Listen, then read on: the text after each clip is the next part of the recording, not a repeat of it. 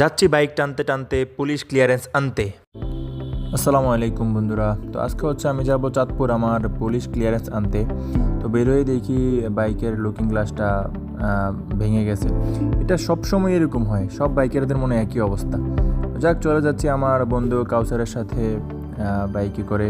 তো আমরা যাচ্ছি চাঁদপুর পুলিশ ক্লিয়ারেন্স আনতে। আপনারাও আমাদের সঙ্গে থাকেন, রাস্তার কিছু ভিউ উপভোগ করেন।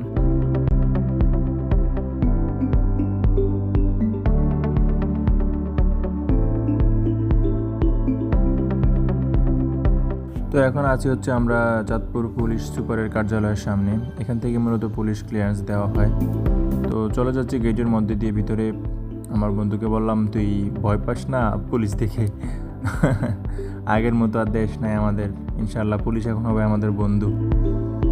তো কিছুক্ষণ লাইনে দাঁড়িয়েছিলাম। লাইনে দাঁড়ানোর পরে কিছুক্ষণ পরেই পেয়ে গেছি পুলিশ ক্লিয়ারেন্স।